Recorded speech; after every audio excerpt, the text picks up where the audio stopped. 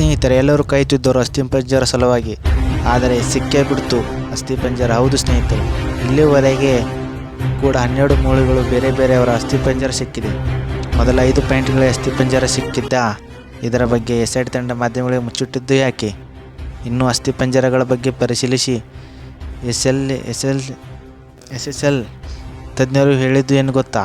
ಅನೇಕ ವಿಚಾರಗಳನ್ನು ಈ ವಿಡಿಯೋದಲ್ಲಿ ತಿಳಿಸ್ಕೊಡ್ತೀವಿ. ಅದಕ್ಕೂ ನಮ್ಮ ಚಾನಲ್ನ ಸಬ್ಸ್ಕ್ರೈಬ್ ಮಾಡಿಕೊಂಡು ವಿಡಿಯೋನ ಲೈಕ್ ಕೊಟ್ಟು ಫುಲ್ ವಿಡಿಯೋ ನೋಡಿ. ಸತತ 3 ದಿನಗಳಿಂದ ಮಳೆ, ಚಳಿ, ಗಾಳಿ ಕೂಡ ಎನ್ನದೇ ಅಸ್ಥಿಪಂಜರವನ್ನು ಹೊರ ತೆಗೆದಿದ್ದಕ್ಕೆ SIT ತಂಡಕ್ಕೆ ಒಂದು ಹ್ಯಾಂಡ್ಸಪ್. 4 ದಳಗಿಂದ SIT ತಂಡ ಕಾರ್ಯಾಚರಣೆ ನಡೆಸಿದ್ದರು. ಮೊದಲೇ ದಿನ 1 ಪಾಯಿಂಟ್, ಎರಡನೇ ದಿನ 4 ಪಾಯಿಂಟ್. ಈ 5 ಪಾಯಿಂಟ್ಗಳಲ್ಲಿ ಏನೂ ಸಿಕ್ಕಿರಲಿಲ್ಲ. ಆದರೆ 6ನೇ ಪಾಯಿಂಟ್ನಲ್ಲಿ ಬರೋಬ್ಬರಿ 12 ಮೂಲೆಗಳು ಸಿಕ್ಕಿವೆ. ಹೌದು, ಇದು ಕ್ಯಾಮ್ರಾಗಳಲ್ಲಿ ಸೆರೆಯಾಗಿದೆ. ಆ್ಯಂಡ್ SIT ತಂಡವರು ಕೂಡ ಸ್ಪಷ್ಟತೆಯನ್ನು ಪಡಿಸಿದ್ದಾರೆ. ಇನ್ನು SIT ಅವರು ಅಗೆಯುವ ಕೆಲಸವನ್ನು ನಂಬರ್ ವೈಸ್ ಅಗೆಯುತ್ತಿದ್ದಾರೆ. ಇನ್ನು ಎಲ್ಲವೂ ನಂಬರ್ ವೈಸ್ 1 to 1 ಅಗೆಯುತ್ತಿದ್ದಾರೆ. ಇನ್ನು ಭೀಮಾ ಮತ್ತು ಎಲ್ಲರೂ ಕಾಯುತ್ತಿರುವುದೇ 13 ಸಂಖ್ಯೆಯಲ್ಲಿ ಏನಿದೆ ಅಂತ. ಆ ಜಾಗಗಳಲ್ಲಿ ರಾಶಿ ಶವಗಳನ್ನು ಹೂತಿದ್ದನೆಂದು ಭೀಮಾ ಹೇಳಿದ್ದಾನೆ ಮತ್ತು ಅದನ್ನೇ ಮೊದಲು ತೆಗೆಯಿರಿ ಎಂದು SIT ತಂಡಕ್ಕೆ ಹೇಳಿದ್ದ. ಆದರೆ SIT ತಂಡವರು ಅದನ್ನು ಒಪ್ಪಲಿಲ್ಲ. ಏಕೆಂದರೆ ನಾಳೆ ಕೋರ್ಟಲ್ಲಿ ಪ್ರೊಡ್ಯೂಸ್ ಮಾಡುವಾಗ 1 by 1 ಅಗೆಯುತ್ತಿದ್ದಾರೆ. ಅದಕ್ಕೋಸ್ಕರ ಇನ್ನು 6ನೇ ಪಾಯಿಂಟಲ್ಲಿ ಅಗೆಯುವಾಗ 8 ಅಡಿ ಅಗೆದ ಮೇಲೆ 1 ಮೂಳೆ ಸಿಕ್ಕಿತ್ತು. ಇನ್ನೂ SIT ತಂಡ ವಿಚಾರ ಮಾಡಿದಾಗ ಇನ್ನೂ ಅಗೆದರೆ ಇನ್ನೂ ಹೆಚ್ಚು ಕ್ಲೂ ಸಿಗಬೇಕಂತ ಅಗೆದರು.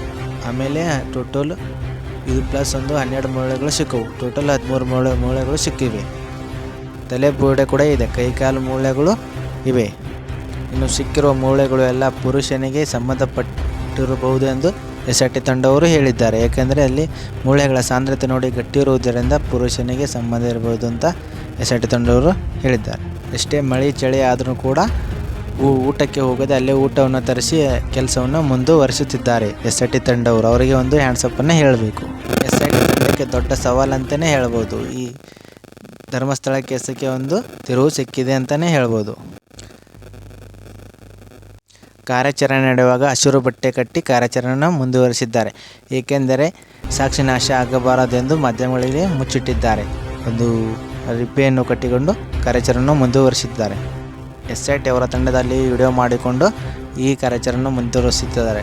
ಮತ್ತು ಎಲ್ಲ ಸಿಕ್ಕಿರುವ ರಿಪೋರ್ಟ್ಗಳನ್ನು ಒಂದು ಲ್ಯಾಪ್ಟಾಪಲ್ಲಿ ಹಾಕಿ ಎಲ್ಲ ರಿಪೋರ್ಟನ್ನು ಲ್ಯಾಪ್ಟಾಪಲ್ಲಿ ಅಪ್ಡೇಟ್ ಮಾಡಿಕೊಂಡು ಮತ್ತು ಎಲ್ಲ ಸಿಕ್ಕಿರುವ ಅವಶೇಷಗಳನ್ನು SFL ತಂಡಕ್ಕೆ ಕಳಿಸುತ್ತಿದ್ದಾರೆ. ಇವತ್ತು ನಡೆದ ಕಾರ್ಯಾಚರಣೆಯಲ್ಲಿ ಯಾವುದೇ ಹಿಟಾಚಿಯನ್ನು ಬಳಸಲಿಲ್ಲ. ಏಕೆಂದರೆ ಮೂಳೆಗಳಿಗೆ ಡ್ಯಾಮೇಜ್ ಆಗಬಹುದು. ಅದಕ್ಕೋಸ್ಕರ ಕಾರ್ಮಿಕರನ್ನು ಬಳಸಿಕೊಂಡು ಈ ಕಾರ್ಯಾಚರಣೆಯನ್ನು ಮುಂದುವರಿಸುತ್ತಿದ್ದಾರೆ. ಎಲ್ಲ ಮೂಳೆಗಳನ್ನು ಹೊರ ತೆಗೆದು FSL ರಿಪೋರ್ಟ್ಗಾಗಿ ಕಾಯುತ್ತಿದ್ದಾರೆ SIT ತಂಡವು. 3 ದಿನಗಳ ಕಾರ್ಯಾಚರಣೆ ನಡೆಸಿದ ನಂತರ ಇವರ ಕಷ್ಟಕ್ಕೆ ಪ್ರತಿಫಲ ಸಿಕ್ಕಿದೆ ಅಂತಲೇ ಹೇಳ್ಬೋದು. ಇನ್ನು ಪ್ರಣಬ್ ಮೊಹಂತಿಯವರು ನಿನ್ನೆ ಬಂದ್ಬಿಟ್ಟು ಕಾರ್ಯಾಚರಣೆ ನಡೆಯುವಾಗ ಅಲ್ಲೇ ಇದ್ದರು ಮತ್ತು ಮಾಧ್ಯಮಗಳಿಗೆ ಏನೂ ವಿಚಾರವನ್ನು ತಿಳಿಸ್ತಿಲ್ಲ. ಏಕೆಂದರೆ ಸಾಕ್ಷಿ ನಾಶ ಆಗಬಾರ್ದೆಂದು ಉದ್ದೇಶ ಇರ್ಬೋದು ಅಷ್ಟೇ. ಇನ್ನು ಇದರ ಮಧ್ಯೆ ಲಕ್ಷ್ಮಿ ಅವಳ ATM ಕಾರ್ಡ್ ಮತ್ತು ಪ್ಯಾನ್ ಕಾರ್ಡ್ ಒಬ್ಬ ಪುರುಷಂದು ಸಿಕ್ಕಿತಲ್ವ, ಅದರ ಬಗ್ಗೆ ಮಾಹಿತಿಯನ್ನು ತಿಳಿದು ಬಂದಿದೆ. ಆ ವ್ಯಕ್ತಿ 2025 ಮಾರ್ಚ್ನಲ್ಲಿ ಜಾಂಡೀಸ್ನಿಂದ ಮೃತಪಟ್ಟಿದ್ದಾನೆಂದು ಅವನಿಗೆ ಸಂಬಂಧಪಟ್ಟಿದೆ ಅಂತ ಪ್ಯಾನ್ ಕಾರ್ಡನ್ನು ತಿಳಿಸಿದ್ದಾರೆ. ಅವರ ಕುಟುಂಬಸ್ಥರನ್ನು ವಿಚಾರಿಸಿದಾಗ ಅವರು ಕೂಡ ಹೇಳಿದ್ದಾರೆ, ಹೌದು 2025 ಮಾರ್ಚ್ನಲ್ಲಿ ಜಾಂಡೀಸ್ನಿಂದ ಮೃತಪಟ್ಟಿದ್ದಾನೆ ಅಂತ ಹೇಳಿದ್ದಾರೆ. ಹೌದು, ಅವರಿಗೆ ಸಂಬಂಧಪಟ್ಟಿದ್ದ ಪ್ಯಾನ್ ಕಾರ್ಡ್ ಎಂದು ಅವರು ಮನೆಯವರೇ ಹೇಳಿದ್ದಾರೆ.